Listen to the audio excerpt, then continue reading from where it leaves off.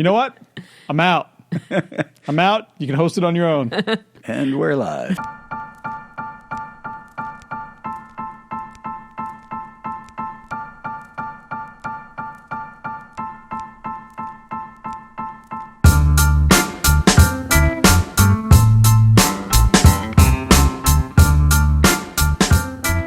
And we're live. Bill, how you feeling today? Chipper as always, Sean. I don't quite believe you. It's the tone that I respect. I've got Katie? Got my coffee for Comp and Coffee. Me too. I got the cold brew. What'd you go with? The hot, the usual. Classic. The Starbucks. Yep. Yeah. Katie bringing the sunshine as always.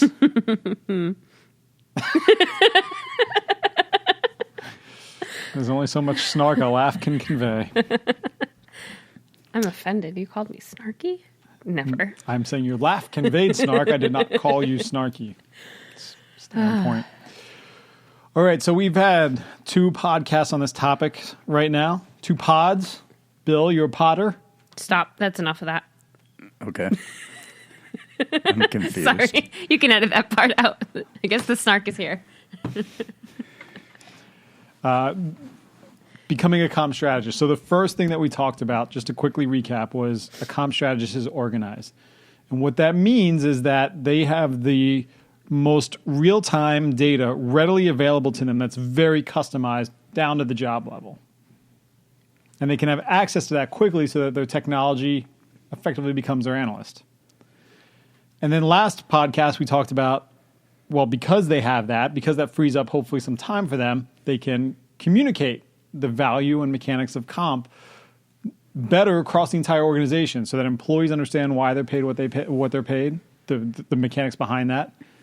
Managers understand and are the front line of communication, well-trained, well-versed on answering questions that come up.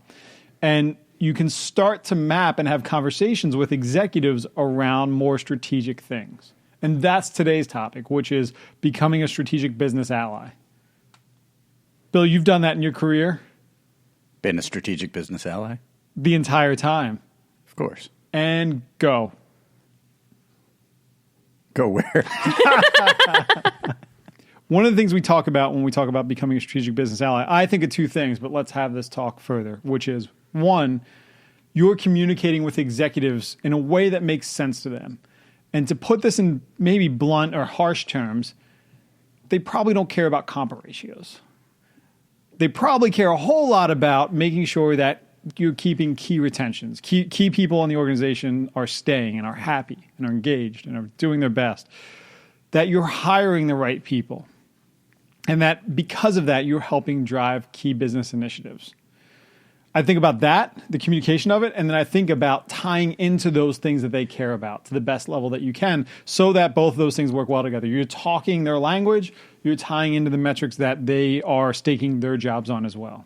Exactly. The senior people in a company, in any business, want to know that their goals are being met. Their personal goals, their group goals, and the company goals.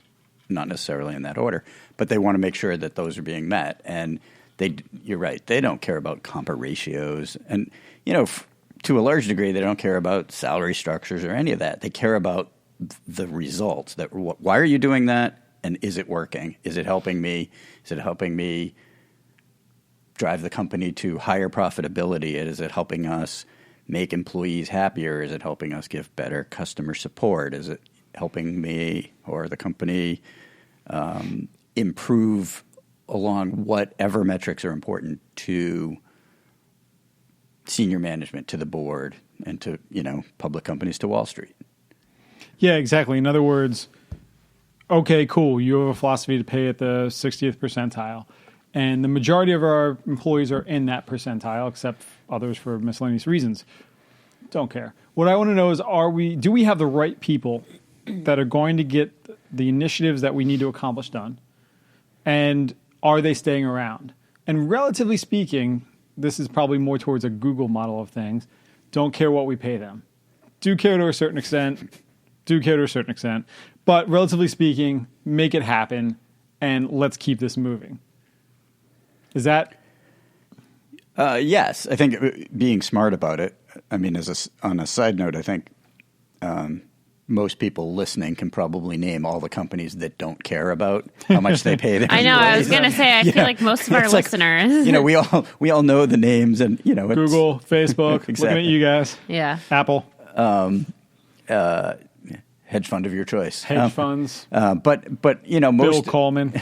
most people, most companies out there do care. But as we've said in other podcasts before, and we'll say again, that when you target the 60th percentile, for example, for your company, that doesn't mean everyone's at the 60th because you end up with two problems. No matter what your market reference point, no matter what your target point is, you've got people who are overpaid for their level of performance or skill. Even if it stays at that same If you have it at percentage. the 60th percentile, you've got people that should be paid at the 50th. Yes. And so those people are really happy, and they're never going to leave. Your lower performers. And then you have your superstars who, even if your target's the 60th, should probably be paid at the 75th or the 90th.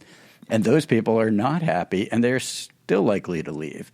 So if you force everybody into one little box, one 60th percentile box, your good people, you'll have less of this problem, but your top performers are still going to seek opportunities for higher pay elsewhere, and your bottom performers are going to be pretty happy There that they came to forever. work for you. Yeah.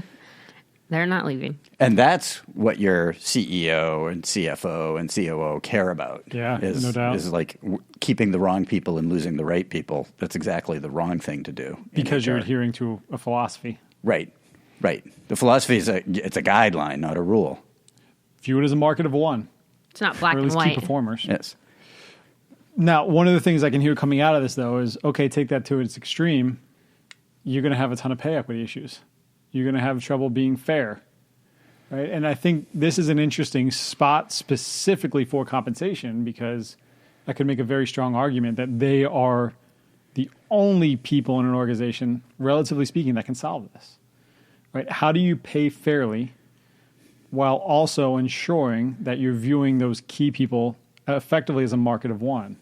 Right? That each person is measured and evaluated and valued to their skills and contributions to the organization, while also making sure it's fair.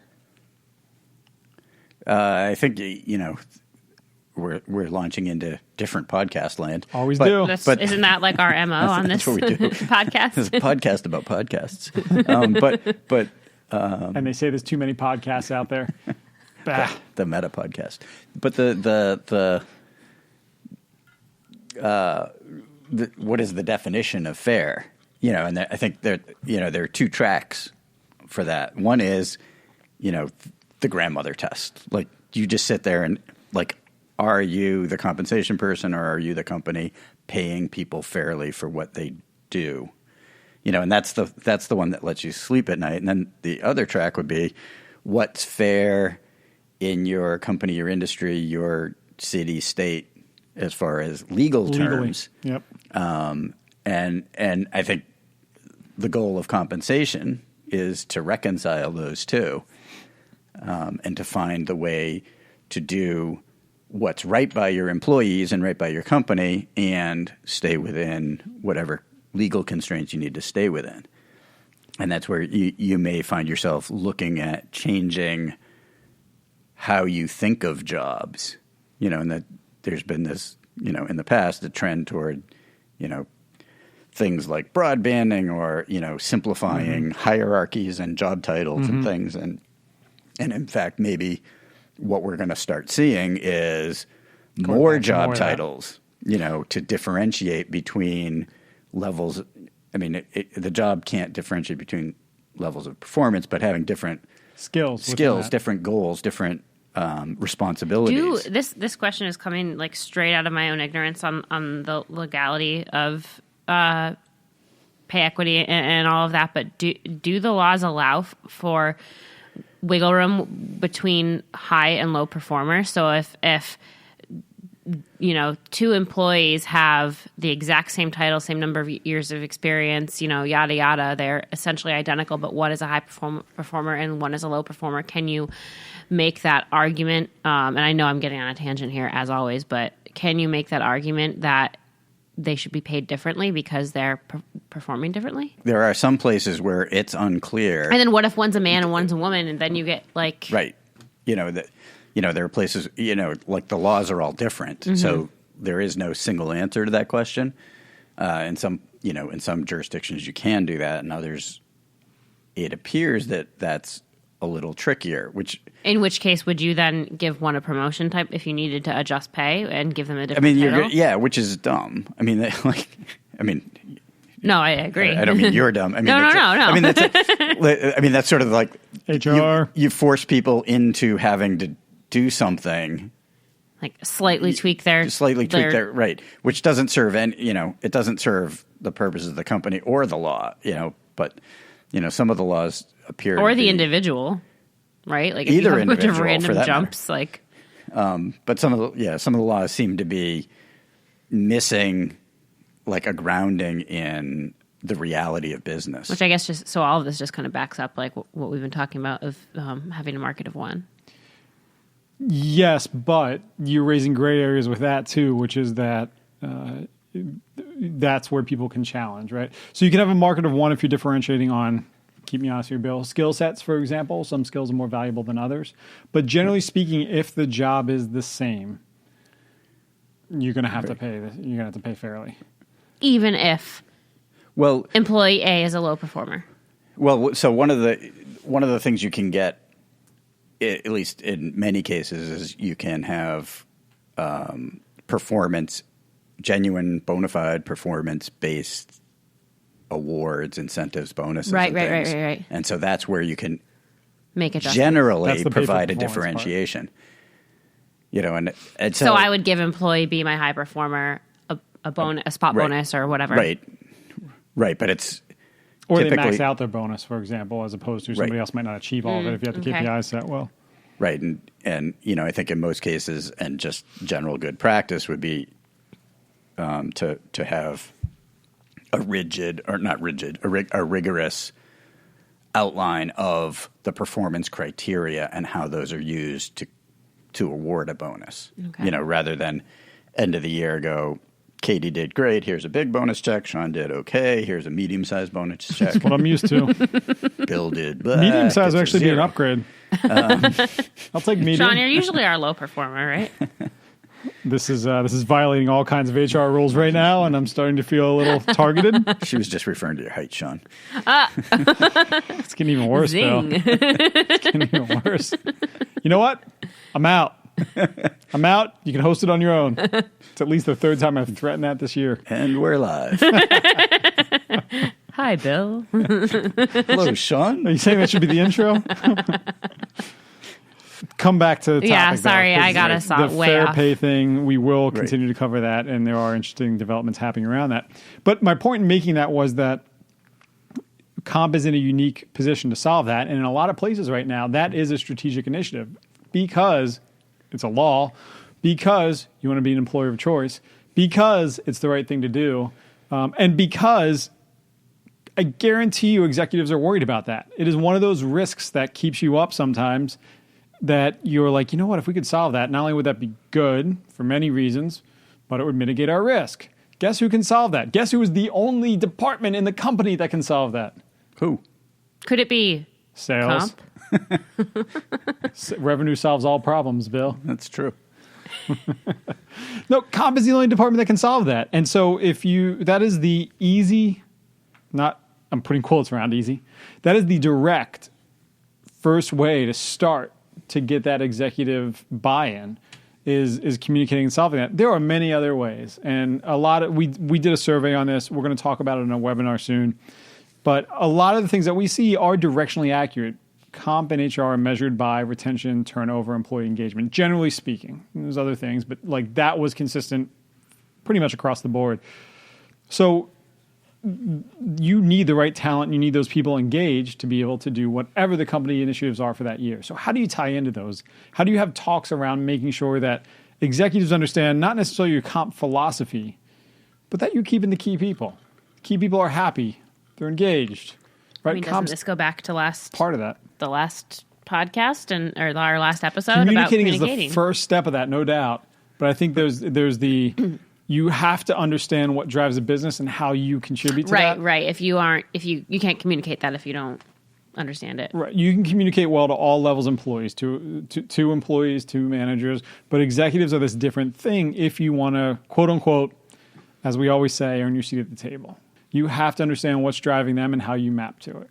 And we've, I feel like this is a good opportunity to plug up a potential opportunity for listeners to weigh in. We've talked about communicating to executives as possibly expanding on that topic a little bit. We've talked a lot about communication in general when it comes to comp. But if you are listening and you think it would be helpful to learn more about communicating to executives specifically, shoot us a note and let us know. coffee@payfactors.com. That goes right to Bill. He sits there and sips his coffee every morning and reads over them. It's true. While That's how he starts his day. Don't believe it. Then he meditates for 45 minutes and that would not shock me. Writes in a journal Chakra you. at the same time. Oh, there it is. Zing. And then he takes a shot of wheatgrass.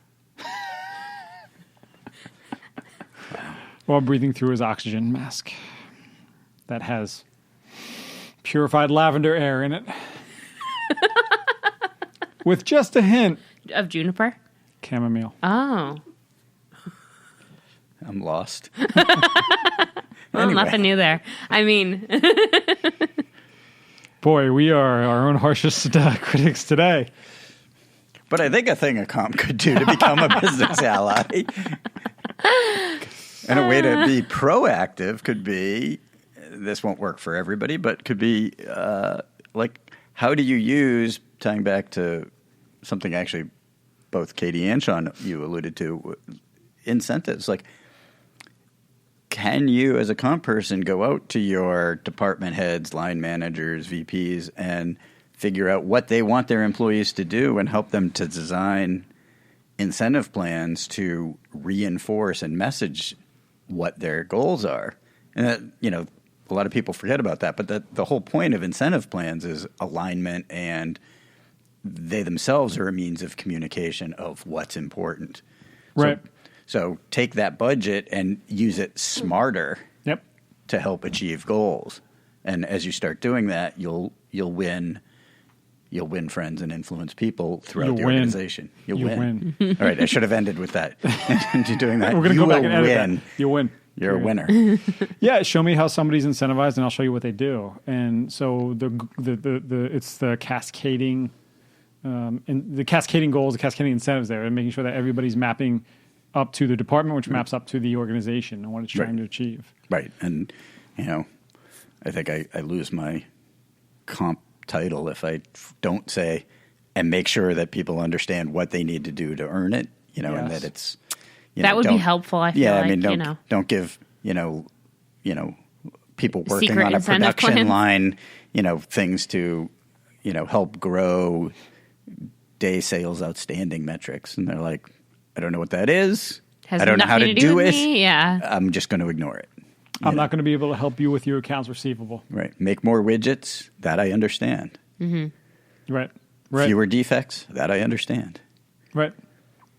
And then that helps the company, though, if it's all aligned well by saying that fewer defects means fewer returns, which means better sales, which means, exactly, less waste coming back. Right. Give people things that they can control. Yeah, exactly. Things to focus on. So we view this part, everything that we do on this is a conversation. Clearly that is the case, especially with Bill. It's all an open book. Just talk. That's what we say. But especially with this part of Comp Strategist, look, this is something that we believe we as a community can do a better job of. We want to help figure that out collectively. We can be the uniting force is how maybe we want to think about this, but it's a conversation. So it is our job, and we're targeting to do it this year, to give a better path to how can comp measure itself in a way that is more well understood by an organization. not nuanced or niche to comp or HR.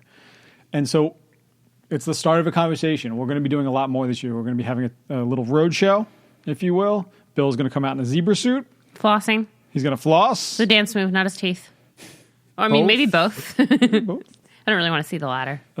But keep an eye out for some events that we're holding. We have a bunch coming up. We're going to be speaking at a bunch of places as well. We want to have this conversation. We're going to be doing events in person and virtual around it. We're going to be doing surveys and research around this. We're going to be looking to talk to people that believe that they understand their metrics and that it maps well. We want to have all these conversations because we are nothing if not a lighthouse for where this might be able to go.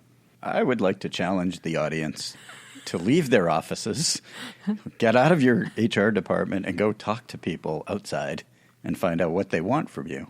Like, That's a good challenge. What would make you a success? What would make you their hero? I don't know. What do they understand about pay, and what do they need to know more of? Right.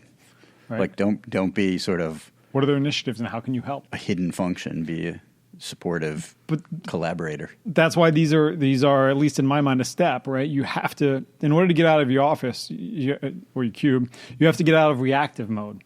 And you get out of reactive mode by having technology that helps solve that problem for you, and you can be much more quick and efficient in what you're doing. That allows you to communicate, get outside your area and go talk to people. And through that, you get a ton of context, a ton of ideas, and ways to maybe better approach why we do what we do. When you get that, come talk to Bill. We want to hear that. Just Bill. Not you. Nope. Okay, just Bill. Email us at coffee@payfactors.com. We want to hear that.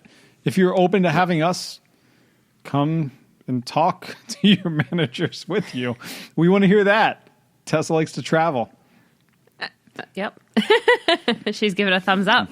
But we want to participate in these conversations. We want to learn as well, and we want to help guide the I think we want you, industry. The audience. We want them to participate in these conversations. Right. We want them to have these conversations. Get out of their comfort zones, literally and figuratively, and hear what your customers have to say. Your customers internal to your organization. Customers. Yep. Yeah. Agreed. So we'll be doing more of this. Be on the lookout for it. If you have thoughts, ideas, discussions, conversations, theories, let us know. So this is an ongoing conversation. We look forward to continuing it. Hit us up with your thoughts, ideas, theories on it. Coffee at Payfactors. Oh, shoot. Sorry, Sean. Coffee at payfactors.com. Katie, do you want to end this with a shameless plug for the ebook? How did you know, William? Just came to me. Yeah. So, this series of episodes that we've just kind of run through is the first of many conversations that we're having about this comp strategist topic. We actually just recently wrapped if I do say so myself, an excellent ebook on the topic. It's free, so if you'd like it, send us a note, coffee@payfactors.com, and we will send it to you. It's also in the notes, right? It is. That's very true, Bill. That's very true. It's in the notes as well. If you're on your phone, take a look. We're also going to be doing some webinars around this topic. You're going to hear us discussing this topic at our upcoming CompCon in October. So stay tuned. There's a ton of material coming out on Comp Strategist and what it means and how you can grow into a role like that. So stay tuned. And we'll look for you next time. Over and out, Katie. Making fun of me again. Over and out. See you.